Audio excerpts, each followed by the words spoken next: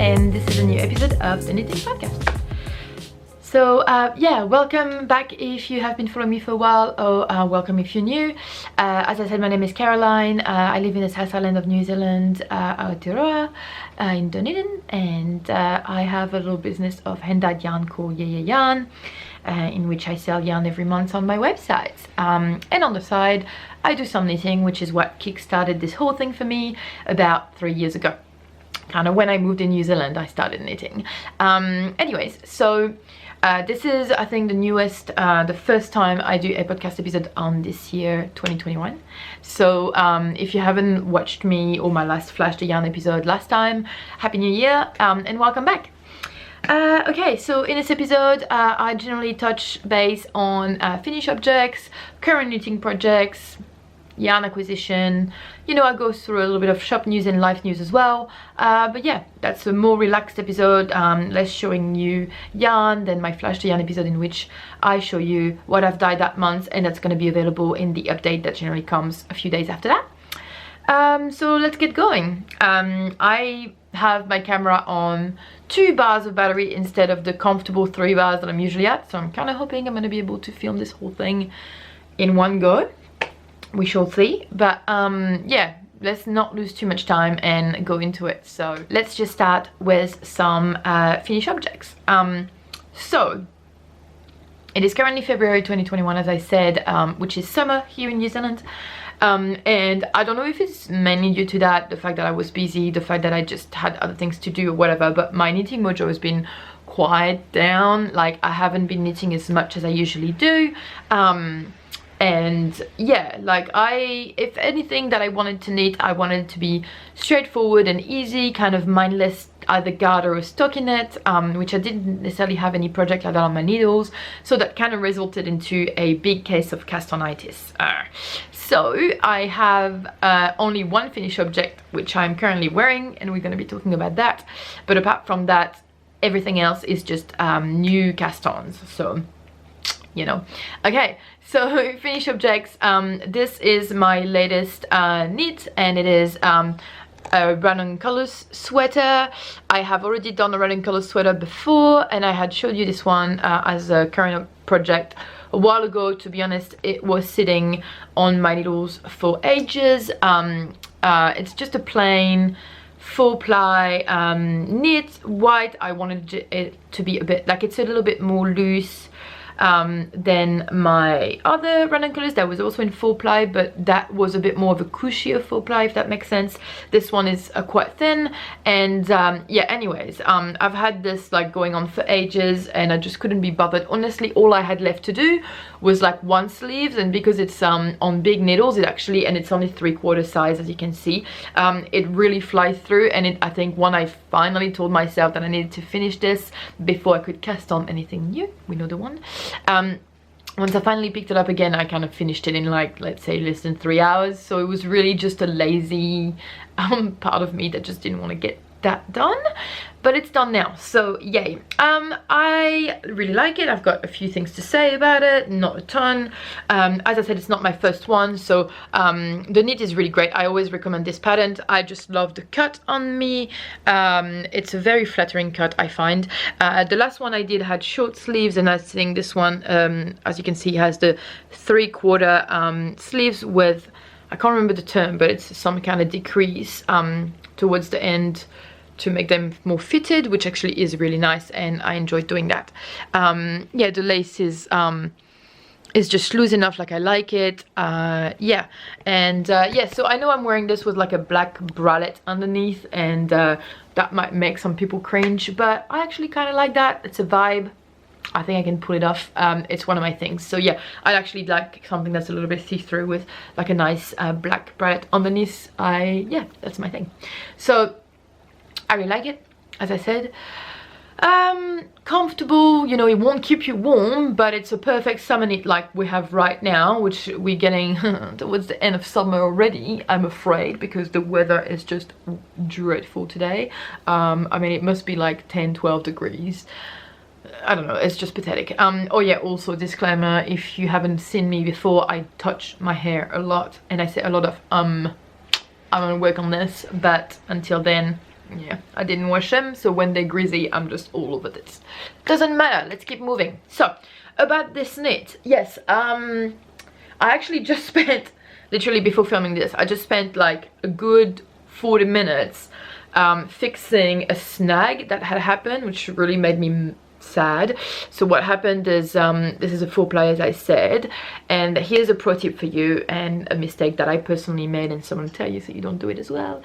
If you started a knit with like any kind of plied yarn, and either it's gone into the naughty corner or you won't touch that yarn for ages or whatever, I strongly advise that you reskein it, put it back into a skein form instead of keeping it in the cake, because keeping the yarn in a cake shape will make it lose its tension eventually, and so the plies of the 4-ply, so the 4 strands of string, get quite loose and the twist is gone pretty much. So that results in just kind of loosey-goosey threads, and it's fine, but in my case, like once it's knitted it's not visible, do you know what I mean? But in my case, the issue that I had with this is yeah, it's a lot easier to snag, and what happened is that when it snagged, it didn't snag the whole 4 plies together into like the one stitch. It snagged only one strand out of the 4, and it was a long ass one, like it was long like this. So it was on this arm, and I've spent 40 minutes fixing it, and I'm really proud of myself because I thought that I was gonna just like pull it through on the inside, make a knot and cut it the easy way, but then I realized that obviously because it had snagged, it had created this this line, which I'll show you, but I don't think you can see it anymore because I did a good job, but maybe it was around here, you can maybe see a little bit still. It had obviously snagged to the point that there was a line in which it was all scrunched together, and I was like, oh, bummer, but I'll just fix this. So I got a small needle, like a tapestry needle, the smallest that I had, and I just took my time and went stitch by stitch, strand by strand, find the thread in the 4-ply that was the one that was tight, and then just pulled it through, literally all the way through. It took me 40 minutes, but it worked, and it's fixed, so I'm pretty happy with that, and I'll do that again next time. But yeah, skein your cake, don't let them sit like this for too long, you will lose the twist in your yarn. Yeah, I have not blocked this yet, because I'm a bit of a shocker with blocking. Like, actually, naughty confession, I don't even own blocking mats.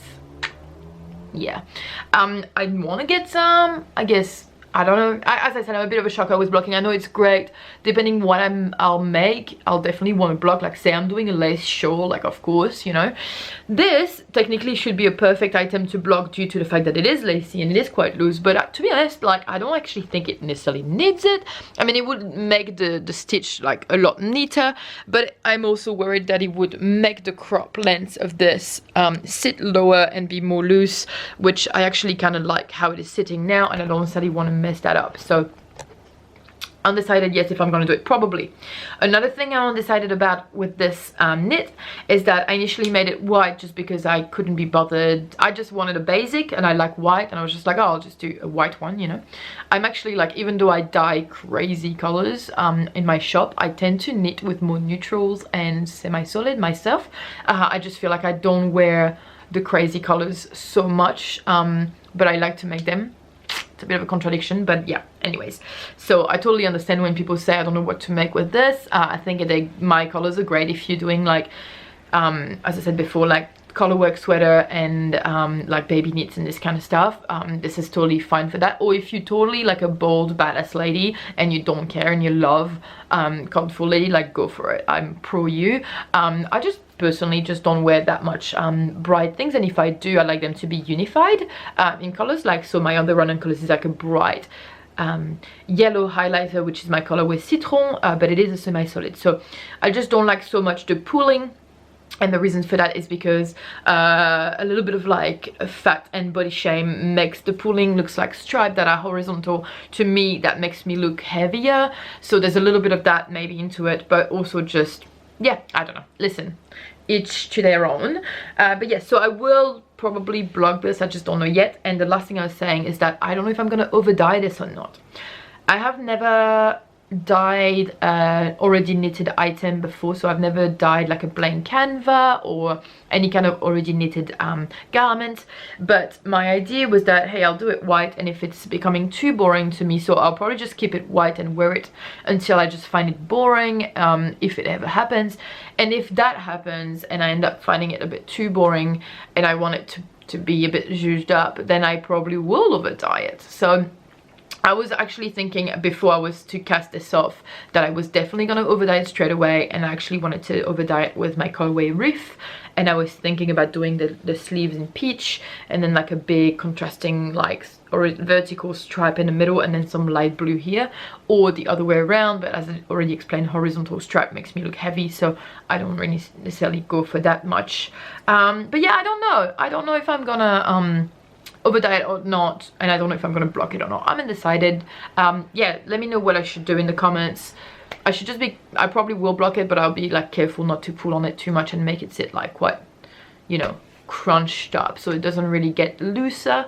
But yeah, that's about all I've got to say about this knit. I'm glad that it's done. It's just I had to, you know, when you want to cast on all the things and you just don't allow yourself because you've already like pretty much have no more little needles left or cable left because everything is used in another project. That's me. Yes, okay, so anyways, let's move on. We're now gonna go into whips and work in projects, pretty much. Work in progress. I always say work in projects, which makes no sense. Listen. So anyways, last month, or whenever I did the last episode in December, I had showed you, I find that it's very bright, sorry, I find the lighting to be very bright, but I don't think there's much I can do about this. It's on auto, so whatever.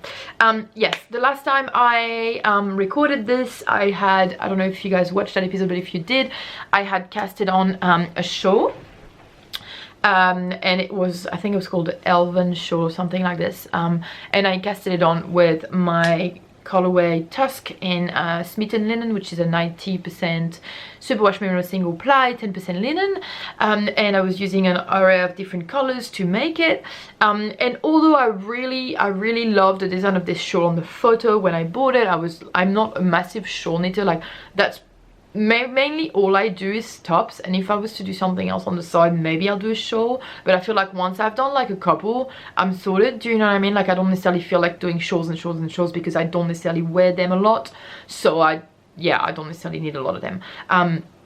Yeah, so anyways, I really liked it because I thought it'd be a great way to display my colors due to the different geometrical shape that are on the shawl, and just yeah, I just loved the look of it.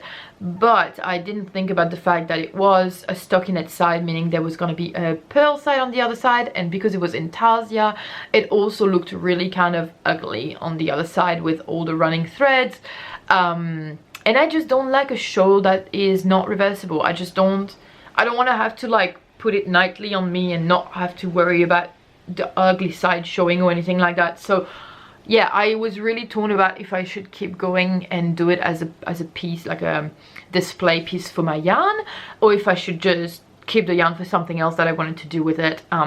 And I was undecided, and I asked you guys what to do, and I guess you said the same thing as I was thinking, which is just don't bother, because if I'm already this early in the shawl and I'm already kind of bummed about it, I'm definitely never going to finish it, and it's going to end up in a naughty corner. So I did cast this off, and did something else with it, so we're gonna be talking about this. So I took back the Tusk yarn, and using, I'll show you the cake first. Whoop. Here is Tusk in the cake, which is this beautiful little cream with little flecks of mauve and reds, green, and all of that in there. And I casted this on with a cake of Yarn Therapy, which I think this colorway is called Underworld. See how gorgeous that is. It's absolutely stunning. Those two together look really pretty. There is an echoing of the tones in this one, in the specs of this one, which I like, but I thought they would be perfect to make a project that I've been wanting to do for a while, and it is the Red Moon Sweater by Born and Raised Knit. Yeah, so I started this knit, yeah, I'd say it's about months ago now, and made some good progress on it. I'm in the middle of, here it is, I'm in the middle of the yoke chart still, so the colorway, but first of all, here how the color play together. I love that. I love that they play so beautifully together. And I've started the big moon phase. So the smallest chart is finished, and now I'm on the final like big chart, and I've only just done a few rows on it. Like you can probably see here, this is like the top of like the big moons. And once those are finished, then it's just like the body. So just I have to do stockinets and sleeves, and that's it. I love this. I love Born and Raised knits. I have done her Xtina crop top a couple of times and absolutely adored it. I just love the cut of it. I'm sure I'm gonna love the cut of this one. I just like how she designs her patterns, and sorry, it's blurry. And yeah, I just love a single ply, which both of these are single ply, and they are both linen mixed single ply superwash merino. I'm on a linen kick at the moment. Pretty much everything I'm knitting has got linen in it. But yeah, I think this is really cute. I haven't tried it on yet or anything. Not going to be worried too much about it, but I'm probably going to be knitting a lot more on this in the next few months, and yeah, we'll go from there pretty much. But yeah, it's really recommend that one. I'm a big astrology, moon, crystal kind of nerd, so I always had this moon sweater kind of in my eyesight, and I've wanted to do it for a while. I just wanted to find the right colors for it, and I just find this to be a really great combo. Yeah, so can't wait to get this done a bit more, but very happy I ended up casting off this shawl. There's a little bit of regret because I do still really like it, but honestly I don't think it was for me in the end, so I might do it again with different yarn in future, but at the moment this is calling my name a lot more. So yeah, I kind of like that. The only difficulty I've had with this is that's probably why I kind of stopped knitting on it and then casted something else on, is I don't print my patterns to then have the paper form, but if you have a printer I would recommend you do that for this one, just because the once you enter the big charts with the big moon, it's for me, I think I'm doing a size small or medium, a medium probably, I can't remember, and it's I think 8 different moon, and then repeat that 3 times across the whole body, and each of them is different and each row changes, so it's quite hard to follow, because I'm generally just screenshotting the pattern and looking at it on my phone. But honestly it's a bit of a struggle because I have to just, my phone screen turns off and then I have to put it on again for the next one, and you will never learn it by heart because it changes every row. So yeah, kind of just I would advise to print that pattern to then get it done, which I might do. I might just buy some cartridge and get my printer cranking so that I can print the moon pattern, because I feel like once I have it on paper underneath, well, while I'm knitting, it's going to be a lot easier to follow and fly through. I love the rhythm of color work. I'm a big color work fan, so I will have no problem doing this. And once I'm done with the chart, I also really love having to do mindless knitting, so kind of looking forward through that. So I think once I'm going through the other knits that I'm doing first, this is definitely going to be the next to be finished. Yeah, so highly recommend that one. Here you go. That was in my little Prosper handbag knitting, by the way, if you saw that. My next, what am I going to talk about next? Yeah, okay, let's talk about this one. So my next project is a cardigan. I don't remember if I've mentioned this one last time, but I feel like, oh no, I remember. I think last time what happened is that I had the yarn that I had bought from Union Fiber, and I had an idea about what I wanted to do with it, but I didn't have enough. I only had like 200 grams of it, and I wanted to do a cardigan. The reason being is that, as I say, I need a lot of sweaters and tops, but actually as a person, myself as a person, I tend to wear a lot of basics. That means that I'm like black stretchy jeans, because you girls got a booty, and generally just like a wee basic crop top with a long cardigan above. And I realized that I've never needed one cardigan. I started with one when I first started knitting, which was the Ronan cardigan, but I completely messed up the purchase of the right yarn for the right gauge for anything, because I was completely novice and threw myself in it way too enthusiastically way too soon. So it was a big nothing in the end, and then I kind of gave up on it. Then I casted on my own cardigan design, which is definitely buried in the naughty corner very far. So but you know what I mean, I had never knitted and finished a cardigan, and then I realized that's actually what I wear the most, rather than my tops. So yeah, I thought, well, I need to do more cardigans, and you know, there's a bunch to choose from. But I had purchased a pattern ages ago, I think years ago, for whenever it came out, or like, I don't know, actually I can't remember, but it was a while ago. And it was the Petite Knit vest. I can't remember the name of that vest, but I'll put it up top here. Yeah, so I started doing that with the Union Fiber. I asked Bonnie if she could dye me another sweater lot to go with it, and she very nicely agreed. So I received that yarn, and now I can keep going. I was really enjoying that knit. I only put it aside because I was kind of in the middle of my second bow, and I wanted to use that yarn to hold 2 skeins at a time and transition into the next sweater lot, because they may have been different in batch color, which I don't mind too much. But yeah, I didn't want a harsh transition, so just in case I stopped on it. But otherwise I would have kept going and going and going, because it was a really enjoyable knit. So as I said, it's a Petite Knit design. I know that Petite Knit is quite controversial. She really hasn't done great in terms of size inclusivity, and I think everything else that's going on. I actually don't want to talk too much about the rest because I'm not sure, but I know that she's kind of a little bit controversial right now, and myself, I don't really want to purchase from designers that are not doing size inclusivity anymore. And I actually have 2 Petite Knit sweater on, not sweater, Petite Knit designs on my needle at the moment. The only reasons I'm using those is because I did purchase both of these patterns a long time ago, and yeah, I do still really like the design. So I kind of, you know, I decided to go with it just because I don't want necessarily this to be like, I don't know, I just really like those designs, and I'm not gonna purchase from her again. But I don't know, I did bought this, and I just thought it would be the perfect vest for me. So maybe it was a little bit selfish of me, I'm not sure, but I did decide to go with it anyways. And yeah, so anyways, here's the vest. I'll show you now.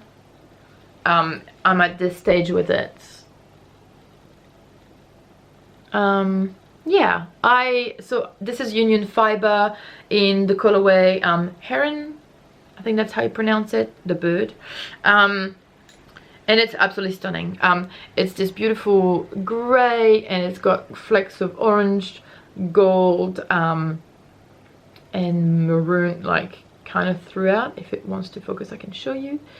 It's a bit light on the camera, but it looks gorgeous. So I really love this, and I can't wait to pick this up again and finish it. It's gonna fly by. I think that it's I've got more here, but I can't remember. I think it's a 10 ply.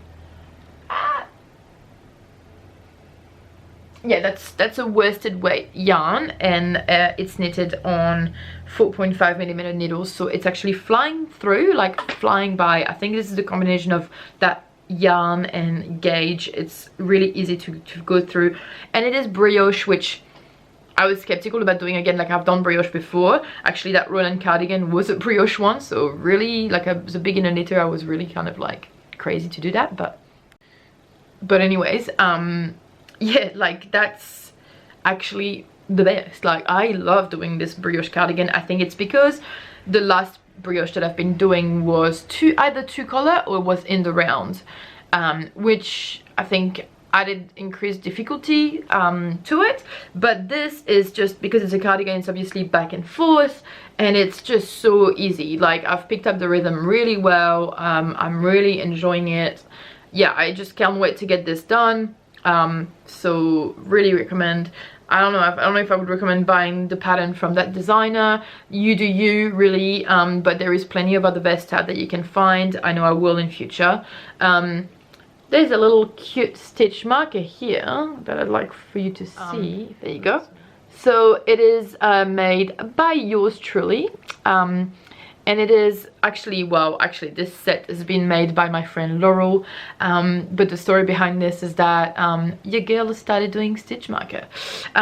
So I designed them, like I decided of everything that I wanted on them, purchased all the beads, and then I sent them to my friend Laurel, who does stitch marker, and she helped me by making a bunch of sets, which were included as present in my last parcels of my clubs. So I did yarn clubs. I started them in, pretty sure it was either October or November last year, and they ran through, the last parcel was in December, so it would have been September, yeah. And then everyone received their last parcel in December, pretty much either before or just after Christmas, and I had included in there little extra plus goodies, and I included, for the ones that had purchased the bigger, largest club, which was the 3 skeins a month, and some of them received a little notion bag. So for those who had the spring wave color, they received this really cute little holographic bag that I have myself, which I love, which is from my friend Jess at Fox's Vlog, and they're so cool. Jess actually also helped me by giving away this wee stitch marker, which I gave away in my first round of the clubs. So every month I added little things in there, not anything massive, but I kind of kept most things for the last Christmas parcel. So anyways, there was yeah, there was a set of stitch marker, 3 each, and I actually should have kept one to show you. I mean, I should have gotten ready to show you here, but I don't. I have some that I can show you here, but some of them are being used. So here's 2 of them. No, actually I've got 3. So for the spring wave club, I had different colors than for the moody club, which was the melancholia club. So depending which club you had different color choice. But here are the 3 stitch marker that came with it's never gonna focus, that came with the spring wave club. And so basically on a gold wire you've got 3 different stones, and I could not remember the name of them, but they're all semi-precious stones. This is a honey jasper is what I remember, and I can't remember the name of the other ones. This is just a rose quartz, and the blue I don't know. And those white beads that you see are white lava beads, and they are amazing to hold scent of essential oils. And my friend Amy designs beautiful little bottle that's so gorgeous with her natural scents and blends of essential oils. And so I got these as well, and they came with the parcel for everyone.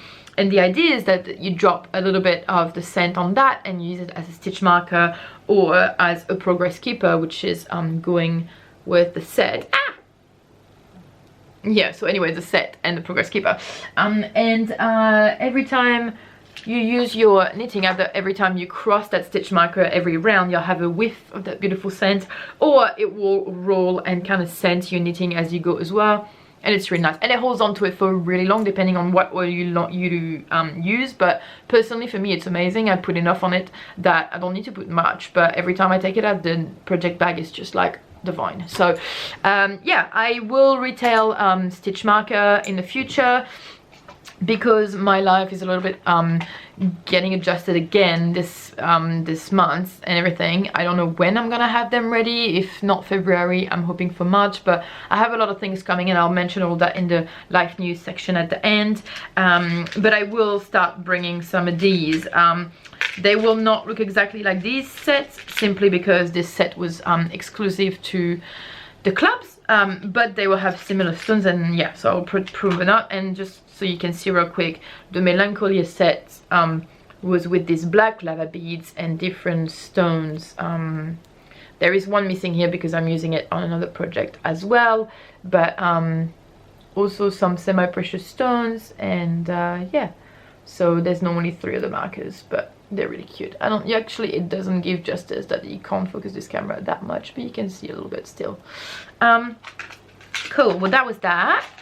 So anyways, with this knit, yeah, I received the yarn. I'm actually gonna show it to you now because this is the only thing I bought for myself, and I don't think there's need to make a yarn acquisition section just for this, and it's fitted with what I'm showing you, so I'll show you now, and actually we'll be able to compare the batch. But dear Bonnie, thank you so much, has sent me 4 more of these bad boys. So that's 6 skeins total that I will put in this knit, and I'm pretty sure that'll be plenty and enough. But because she's so good, I'm pretty sure that it's impeccably color correct, so I shouldn't even have trouble blending this at all.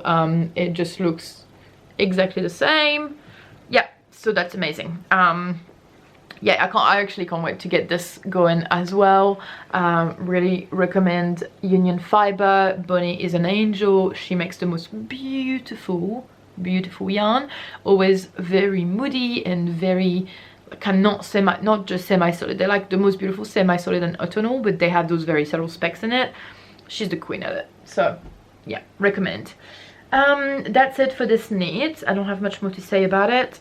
Yeah, whoop, put it back. Next, after this, I've got 2 more knits to show you. You know that feeling when you think you're forgetting something? I've got this feeling that I feel like there's more than just 2 more knits to show you, but I can't think of it at all, so I'm just gonna go with 2. But yeah, anyways, the next 2. So one of them I casted on literally just yesterday. They are both with the same kind of yarn, and they're both my yarn, but I will just show you first. This will show you and absolutely tell you nothing about it. But here is the first knit that I'm doing. This is the other petite knit pattern that I was mentioning, and this one is called the, I don't know anymore.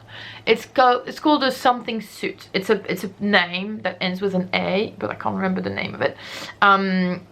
I think it ends with an A. Anyways, it will be, definitely the details will be there. And that's one that I had bought ages ago to do for a baby, and I never actually finished it. I casted it on with another yarn and then never finished it.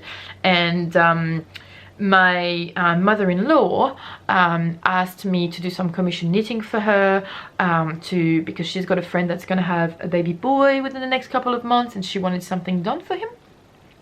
Now, I always refuse, I don't know about you, but I always refuse commission knitting because I don't know, but I've got a lot of requests for it. I don't have any time to do any knitting for anyone else, so I generally always refuse. It's just not what I'm, like, I don't have time for it.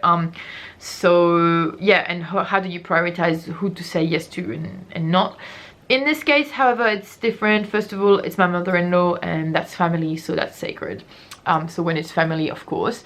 But the number 2 is because I am a sucker for baby knits. So when it comes to baby knits, not only is it fast, but I just love it. So I feel like there's never gonna be a no for baby knits for me. This is obviously like a bigger knit that she probably was expecting. She's probably expecting me to just make like a beanie and a pair of booty or something, but it's for a little going home set, and it's gonna be a winter baby. I think he's born in like, well, winter, at least autumn. For the next 3 months of his life, he's definitely gonna be in autumn to winter. So I just thought making him like a really like a little sleeping / going out bodysuit is just like, was just the best. And I had this pattern that I really love from Petite Knit about it. I just love the design of it, and it's all garter, it's really quick, and so I was like, well, I'll just do that. So normally the patterns call for 10 ply and 4mm needles, but I'm using 8 ply and a strand of mohair to kind of make up for it. So I'm using my yarn. This colorway is called Lune or Luna, whatever you want to pronounce it. And it's a semi-solid that's like the perfect shade of grey to light blue. It's just really subtle, nice, mousy grey. And I dyed this in my last update. I dyed 4 of them, and I think I had like 3 left, which I thought was like the perfect amount to make like something bigger. Because otherwise, like, I knew I wanted to use this yarn for the baby just because it's extremely soft. It's DK, so it'll knit faster than my 4 ply. That's what I had on hand, and I didn't want to dye something specific for him. So I just thought that would be, and it's a pretty nice color for a baby as well. So I just thought that would work really nicely. And I'm just holding it with just plain white kid silk mohair. Just because I thought that would be closer to the 10 ply. And yeah. It is a little bit, from what I remember to the other one that I was doing, the yarn was way thicker, and you could tell because the fabric at the end was way more cushy and thicker, and you couldn't see through it all, whilst this isn't the case with this one. I don't know if you can see it on camera, but yeah, you can see it sees through it all, that you can kind of see a little bit through it. However, it doesn't really bother me. I just think it would be the perfect transition still for autumn kind of baby. It still has, you know, the main yarn is 50% baby alpaca, 25% silk, 25% linen, and then you have an added 70% mohair and 30% silk on that with the lace, which, yeah, it just makes for a very soft fabric, which is ideal for babies. I wasn't sure about the fluff at first. I was like, should I just drop a needle size and do just a DK? And I actually did a gauge and swatch for both, and I did end up liking this look better. I was just afraid that it might be a bit more itchy for a baby, but it really isn't. So okay, you guys, so my camera died as I was kind of expecting, yeah, so I actually took a break and had lunch in between, and yeah, like my dog Bo actually just sat down, good boy, is really excited. He just, it's that time of day when he wants to play and stuff, and I kind of was just like, sorry, mom's got stuff to do. So I'm hoping it's not going to be too rowdy, but he seems to know what's up, so that's good. So yeah, to finish talking about this top, I was just saying how it isn't too itchy for a baby. Actually, it is incredibly soft and cute, so it doesn't even fit me. Look, it looks like a very cute wee milkmaid sort of hat at this point. But yeah, anyways, the pattern has been updated a bunch of times. When I first made it, you did it in several pieces and you did not start with the hood, but the latest update of the pattern is in one piece and you start with the hood, so this is what it is.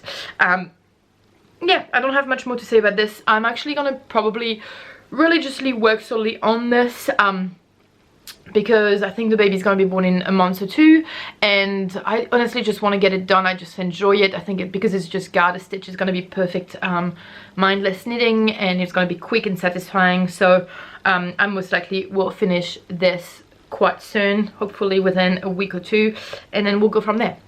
But yeah, so again, the yarn in the cake was Luna in the Swanky DK yarn, which I really recommend. It's amazing. It's got a beautiful drape. Okay, so we'll put that away. Got so much mess in here, and after that I've got one more. I think this is my last knit to show you, and it is knit with the same yarn, the Swanky DK, and it is an adaptation from a pattern that I had from Knit Diaries. That's like, I think at the time she had done like a free pattern thing or whatever, and I got, I think it was a crop tee or something, but it was in 4-ply, and I initially bought, like I was gonna do something else. Again, as I was saying, that's when I was going through the phase of wanting something quick and like repetitive, so I did some rib or some garter or stockinette and not so much lace or collar work, and so I was gonna do yeah, I was gonna do a different tee which I can't remember the name of now, and I bought the pattern for it, but then the problem that I had with that is that I accidentally bought the pattern in the wrong language. I think it was a Norwegian pattern, and yeah, so I had to email the designer to get an English version. She didn't really necessarily reply for the first few days, so I was too impatient. I didn't want to wait, and so I just cast it on something else. So I went with this crop tee, but I modified it a bit, and I can't tell you exactly how because I can't remember. Basically, it is in 4-ply and I'm doing it in DK, so what I changed is that instead of doing my usual medium, I went for the smallest excess size, and I think I dropped 1 or 2 needle size as well, but here it's not finished. It is at that point when I have finished the front and I am working on the back of the sweater. As you can see, it is cropped, so that's the front here and this is the back, and it's just a basically t-shirt. The initial design has a color change for the not the cuff, well, the cuff, yes, of the short sleeves and then the top, but I didn't want to do that. I just wanted a solid one in this color, which is the apricot colorway that I really like.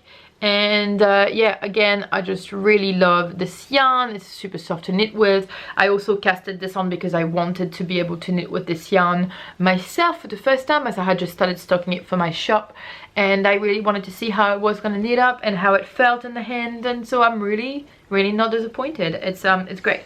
But yeah, the front is finished. I only have to just keep going with the back. It is 1x1 rib, but don't mind that as much as I used to.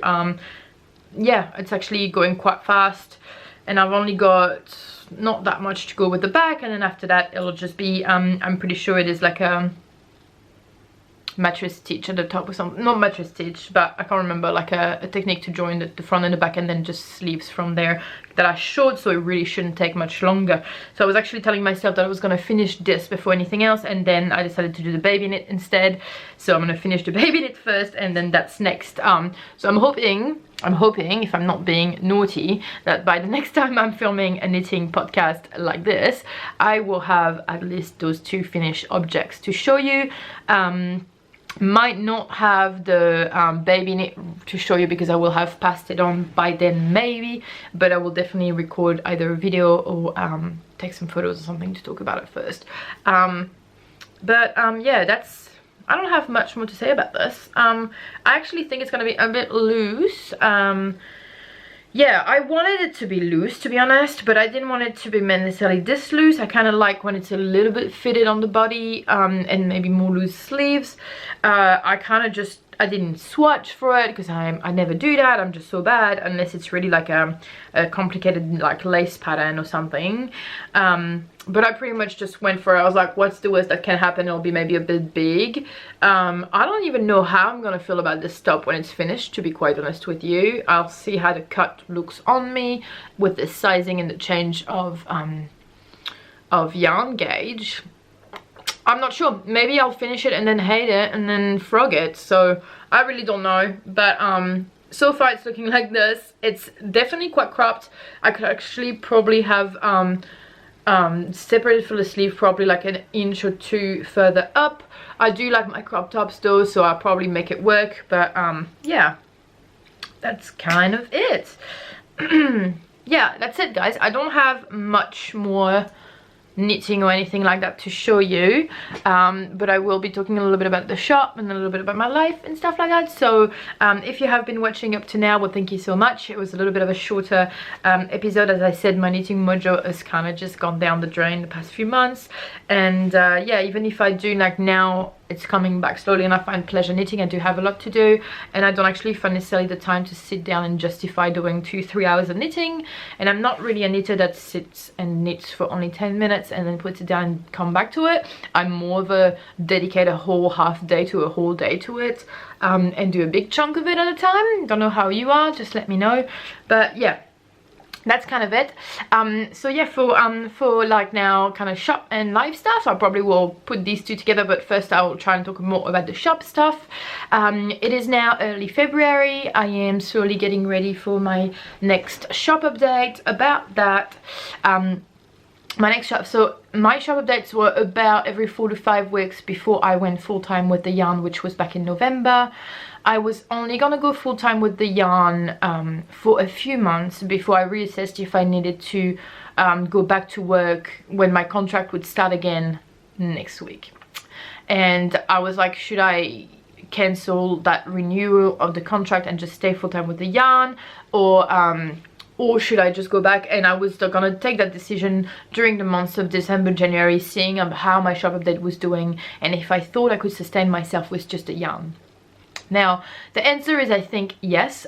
Thanks to you guys. I had my last shop update, I think 2 weeks ago on Sunday. Once again, it went amazing. You guys are so good, like so supportive and so amazing. It blows my mind, like it actually blows my mind. This is like exactly what I was dreaming of happening when I started a couple years back.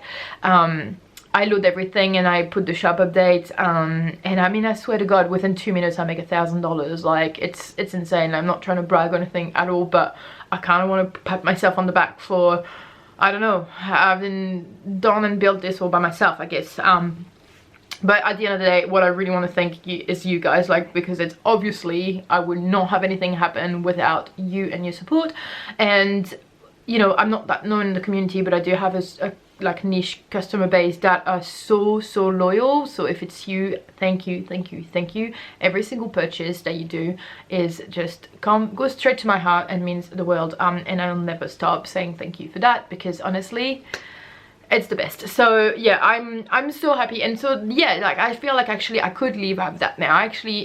I love the rhythm that I've got working from home. I love that, and I definitely did not want to go back to my part-time job, which is I work from Monday to Wednesday from 6:30 a.m. to 2:30 p.m. and I just serve food in a student hall. Like, it's not the most riveting job at all. I mean, it's you know what, they treat me well, the team is great. I work mostly by myself, so it's actually fine. But I've worked in hospitality for 8 years and I am so through with it. I just wanted to make my life about yarn, and I feel like I'm so close to this goal. So I was actually gonna maybe not go back, but then life stuff that happened is that it was time for renewing my visa, and I'm at that point when I had to renew and apply for residency, which is technically and hopefully the last visa I'll ever have to apply for, after 9 years of doing that, and sometimes more than once a year. So honestly, I've had my share of applying for visa. I've done it, and I'm very tired of doing it. I'm very done with that as well. But anyways, I had to apply for 2 visa, because I'm currently on a partner work visa with my partner, and when you apply for a residency visa, they do not give you a bridge visa or interim visa. What I mean by that is that my current visa runs out on Valentine's Day next week, and I have put my application through for my residency visa, but normally it takes them about 13+ months to even open your file to look into it. However, we are pretty lucky in a way, blessed, that they're only taking partner visa for residency at the moment due to COVID, and so it's actually reduced the processing time a lot into like 7 months or something like that, maybe more, at least half the time that it would have usually taken, which is incredible. But it is still 7 months, and you have to have a visa during that time. If your current visa runs out, you do not get a bridge or interim visa while you wait for the decision on your other one that you applied for. So you need to have another visa on the side. So I did reapply for a renewal of my current partner visa as well as my residency visa. And the reason I'm bringing all of this to you is because it's explaining partly why I was quite busy during January and December, because I was building this. It's quite an intensive file to make. It's kind of like, yeah, it's kind of like I think I built up like 200 to 300 pages of documents and photos and stuff, so it is definitely labor intensive, although I'm pretty good with it now. I'm quite used to it. But so the reason I'm saying that, as I said, so not only did it take time for me, so that means that I wasn't at my full potential on how much I could produce in terms of yarn and shop updates, meaning that even if I'm already reaching my money goal, I could produce a lot more if I was to not be bothered with stuff like that on the side. Number 2, yeah, it cleaned me up. That was really expensive, like paying for Beau's visa plus all the costs that come on the side, meaning like the translation of my French documents, for example, with an agency, and just lots of stuff like this that piles up on the side, ended up being about $2,500, and that's a lot of money, and that's pretty much all I had saved aside for tax year this year, and yeah, so that just took all of it away. And so now I'm definitely in a place when I feel like I have to go back to work to guarantee that I will make enough money to get prepared for tax season. So I took the reluctant decision of going back to work.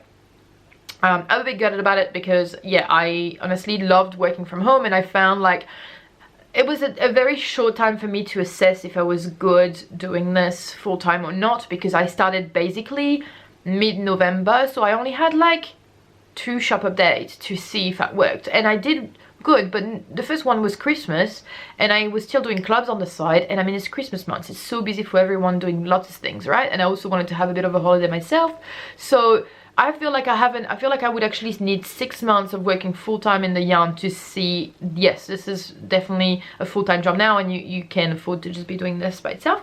But from let's just say from what I've been doing for the past year and confirmed in the past few months, it looks like I should be able to, and it's very positive. So yeah, I'm going back to work, but so there's a bit of a negative side is with that means that I'm gonna have less time to do yarn, and so because of that I'm not gonna do a shop update in February. I'm gonna do, my last update was 31st of January, so bang on 2 weeks ago, and now I'm gonna go back to 4 to 5 weeks before doing an update. I had dropped to 3 to 4 weeks, but now I'm going back to that minimum. I'm actually not even gonna say how long it's gonna take me because I want to make sure I bring enough for everyone. So working as I am part-time on the side, I'll do my best. And yeah, so I'm thinking my next update will be very early March, so that I have a bit more time. And the reason for that is also because, as I said, this visa thing cleaned me up so much that I barely had enough money to buy stocks this month, and when I didn't buy it as soon as I usually do, and a lot of it's coming from overseas, and I have to count 2 to 3 weeks for it to arrive here. So I could be dying right now, but I cannot because I don't have much stock, if that makes sense. So I'm a bit delayed, so I'm just going to take a buffering time to adjust to all of this, going back to work, blah blah blah, and yeah, I'm just gonna have to adjust to that, and I'll see whenever I can. I don't want to burn myself through both ends, so I will put my next update whenever I can put my next update, and we'll take it from there. The really good news I received, however, and it's not super confirmed, so I don't want to talk about it too much, but my friend Natalia, who's the owner of the Felt Princess in Dunedin, which is a local knit and felt and just general craft store, and I sell my yarn there. I have since the past year and a half or so, and I mean, they have been amazing with me. I mean, I actually sold my yarn for longer, but I wasn't selling it when I wasn't allowed to work. I was just like, I had this amazing deal when Natalia would give me yarn for free because I wasn't able to purchase it because we were living on one salary with my partner due to work rights condition on my visa. And yeah, she would give me free yarn, and I would be able to practice my dyeing and source her shop, and she would make the profit, but I didn't mind because that means I could practice and I could dye yarn. And also built myself a following through her shop, and it was a huge help. So I was really happy when I could then start selling properly and actually, you know, go there. And they always want more product. It's selling really quickly here as well, and I have a hard time storing both my shop and hers. But anyways, she have contacted me actually generally yesterday, and she's pretty much offering me a position. And she's just, it's not immediate, it's gonna be maybe in a month or two, but it's looking like I'm gonna be swapping from part-time at the university to a part-time at that shop, and that would be amazing. Kind of a dream to work in a knit shop, I'm gonna be honest. So that would mean that I made it, that my life is just my shop and her shop, and I don't have to work in hospitality anymore, which would be pretty fucking good. Sorry for swearing. So anyways, I'm not going to talk too much about it because obviously it's still in the works and there's nothing guaranteed at this stage, but that definitely brightened my day yesterday because I'm not looking forward to getting up at 5:45 in the morning next Tuesday to go back to work in hospitality with students and a uniform and all of that. So yeah, but it's looking like it's not going to be for too long, so great. So that was one thing about the shop, and yeah, that's kind of all I wanted to mention about the shop. As I said, I'm gonna start bringing stitch markers. I cannot tell you exactly when because I am still working on, again, when I'm gonna have the time to do all of this. And also I've never done it, so I definitely will not be as good at it, but I might outsource it again like I did last time. So depending, I'll take that decision soon. So I think, yeah, for the shop, other news, I know that last time I did my yarn club subscription, it's sold as a pre-order thing, and I only sell so many, and once it's sold out, and then you receive your yarn a month after that, and then every month after that for a total of 3 months. And yeah, there's a lot of people that have told me they wish they had subscribed and they're really looking forward for the next one. And when am I gonna do the next one? The next one I kept saying would be March, because here's how I was looking at it in my head. I don't want to do pre-orders much anymore. Many reasons that I've mentioned before. I like updates. I like to do whatever I can in my own time, put it out there, it sells, it doesn't sell, I can do sale, I can, you know, whatever, like, it's good, I like it a lot. And pre-orders is just a bit more complicated, but I do want to still be able to offer pre-orders either when a shop product is so popular that it sells out really quickly and people missing out, then I want to put a special listing for that, or for fades. So Fades, I don't really want to just have them and the products available anymore. It's just too much messing around, but I don't mind having them as pre-order. That way I can just keep producing these, but without having the burden on dyeing so many of them. Like, it takes 5 skeins minimum per fade. I don't have the budget to afford to get enough yarn stock at the moment to be able to bring more than, say, 1 or 2 fade, and I feel like that would be a tiny stock, and that's not enough for like whoever wants it. So yeah, so I will leave. So the way I was saying this with the club is that I wanted to do them for 6 months in the year, because they take me 3 months to complete. So do 2 rounds, like for example I did September to December, and this time I want to do March to June, and then again, if that makes sense. So thinking like on and off, and the other months I'd have the phase. Yeah, I'm not exactly sure how I'm gonna do things at this point. I said I was gonna bring it up for March. Hold on, looks like my dog wants something. I'll be back. Sorry, my dog wanted to go outside. I'll talk about this in a second too. Anyways, to finish what I was saying, yeah, so I was kind of saying that the next round will come in March, and at this stage I'm afraid I might have to push it further down.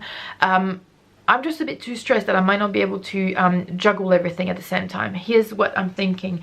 I'm going back to work, which will be a bit of an adjustment. I'll have less time to do things, and I really want to take that time to focus on shop update and dye as much as I can. So I'm thinking that, plus maybe having to do stitch markers and stuff like that.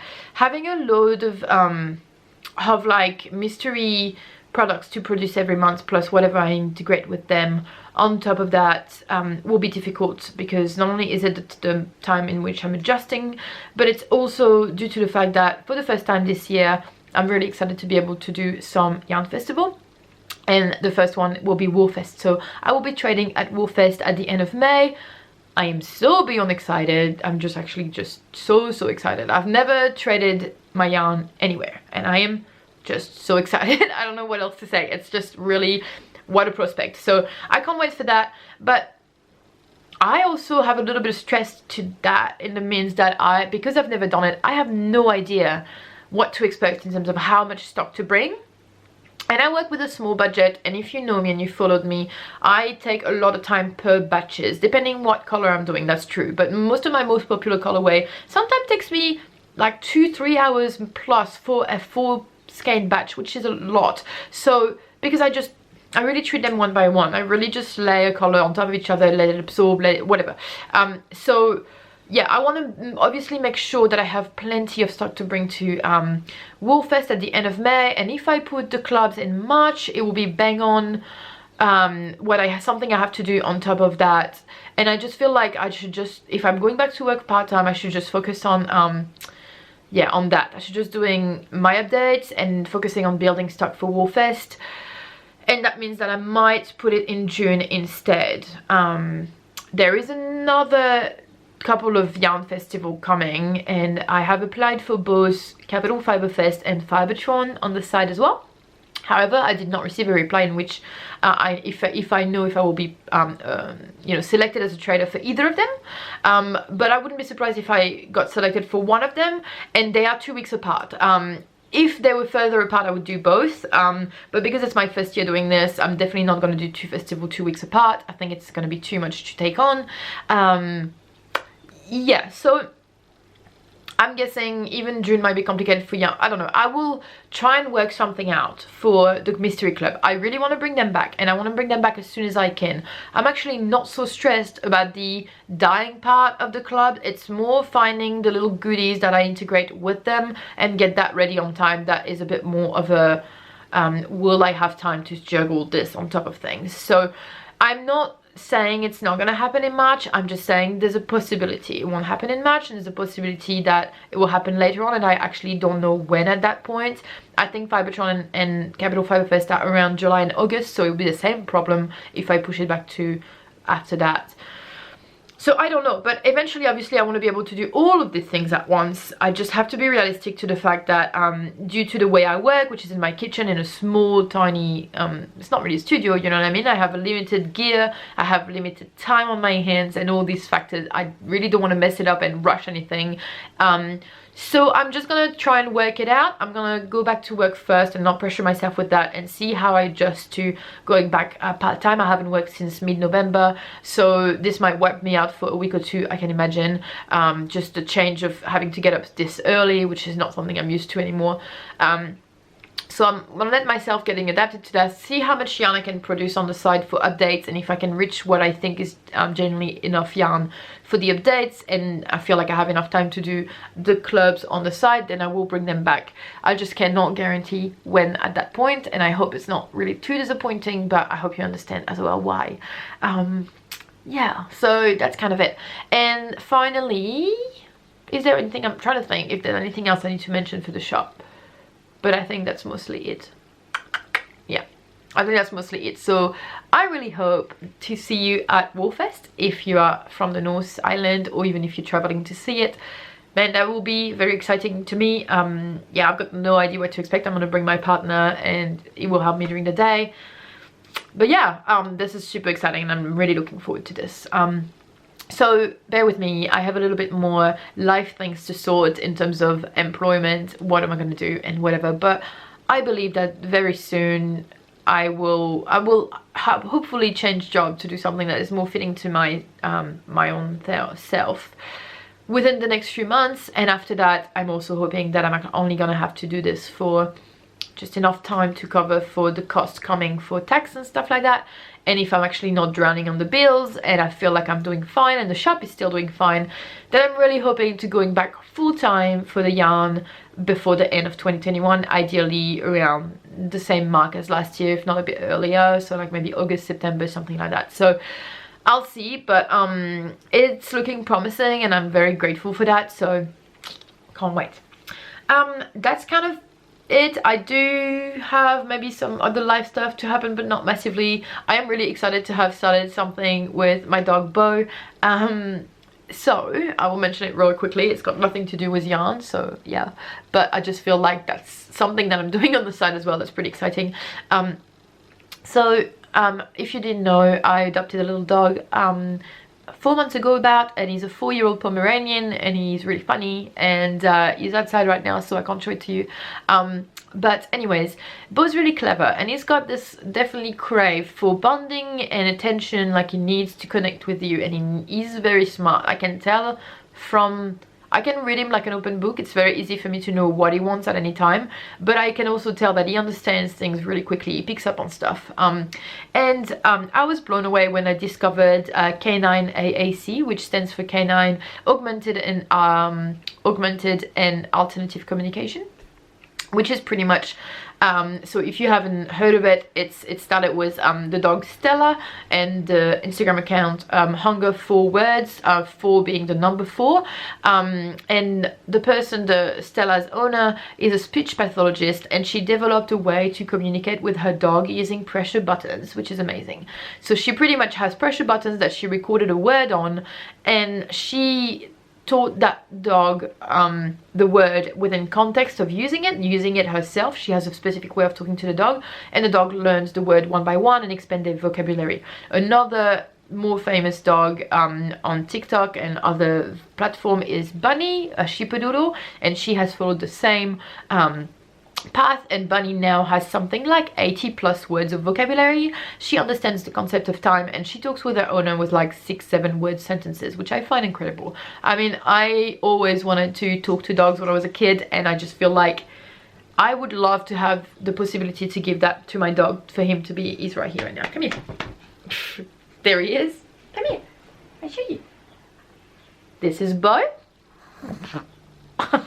He's bit wet because it's raining, but yeah, he's a good boy, and I definitely want to give him the opportunity to be able to express himself. I just feel like it's an amazing tool for them to express what they want, what they need, and I'm not doing any restraint for him to learn it or anything, but I just thought I would be so curious as to try it out and see if he could do it. So I ordered some buttons on AliExpress before Christmas, and they arrived last week. And we got to work straight away. I only ordered 4 buttons, which I now regret. I wish I had ordered more, because he's already kind of learned all 4. Not really the last one, but he's got 4 buttons, water, food, outside and ball for his tennis ball, which is his favorite toy. Anyways, so I've strategically placed the button, the water and the food near his food bowl, where I put the food. The outside button is near the front door, and the ball button is just somewhere specific, and I used to put the ball above that so that he would see it. Anyways, I started doing this with him and he took to it immediately. He's super smart, as I was imagining and as I could guess. Yeah, so it's really exciting and he's learning. And so anyways, I'm just mentioning that because I think it's pretty fun. And if you want to follow Beau's progress on that, I have started a TikTok account just for that purpose, and it's called @Beau the Pomeranian. You can also find it by #BeauDePom. Beau is just B-O. So yeah, I'm doing that on the side. It's super enriching, it's super fun. I was actually, just before when I cut the camera, I heard his paws, his wee nails touching the button that was by the front door for outside. Sometimes he doesn't put enough pressure to actually start the sound because he touches just the side of it. He's just like very delicate instead of putting pressure on it. But I can still hear that he's touching a button, and so I generally just reinforce that by getting up and be like, what do you want? And so it's super fun that sometimes I'm doing something and I hear water and I'm like, and he's just standing by his water bowl that's empty, and it's like, yeah, that's awesome. So I just think it's super enriching, and he's not using them every time or anything, and I'm not forcing him to use it. Even I just say that if I feel like he wants to play with his ball, I'll press it myself and I'll tell him we'll play with the ball, and then we'll do it. And by simple association, he's learned the food one and water by himself.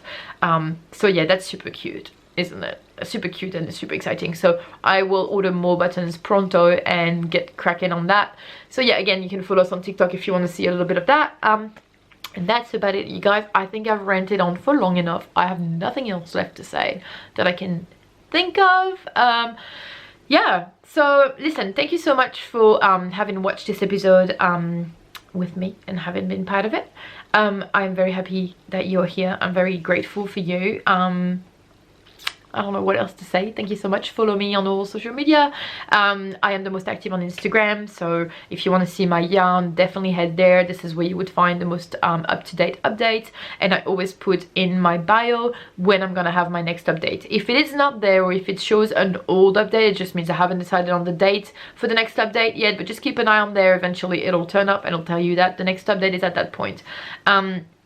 Yeah, so I'm at Yarn everywhere, Facebook, Instagram, YouTube, you name it, and yarn.com or yarn@gmail.com if you want to commission anything. I was taking pre-orders last month, but I have stopped taking pre-orders. I had a little bit of time on my hands, so I'm sorry I can't really do any specific pre-order at the moment. However, if you want to do a wholesale for your shop and we're talking a big order, hit me up and we'll talk from there.